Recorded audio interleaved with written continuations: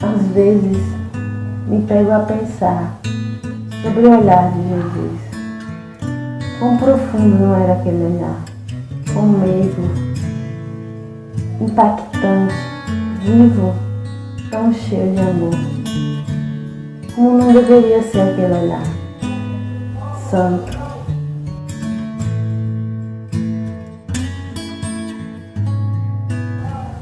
Todos sabiam que ela estava errada. Ela também sabia. E nesse momento em que todos a olhavam, Jesus não a olhou. Jesus simplesmente escrevia na areia: misericórdia e graça. Misericórdia e graça. Misericórdia porque ela estava tendo mais uma chance.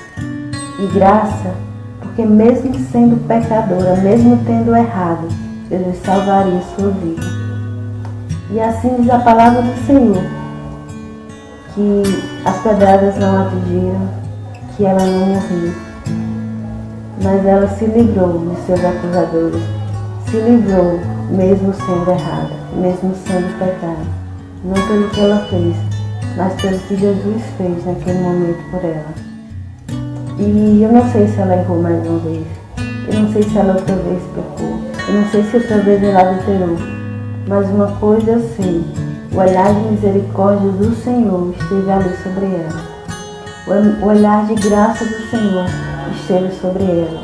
E ela pôde ouvir: nem eu te condeno, nem eu te acuso, vá e não peque mais. Talvez você não tenha adulterado, mas você sabe quão pesada é sua carga, como você já errou, como você tem errado. Talvez você saiba que muitos olhares de acusação sobre você insistem em continuar porque tem um fundamento. Talvez você, como ela, tenha errado e tema as pedradas. Talvez você, como ela, tenha errado e tema em breve a morte te alcançar.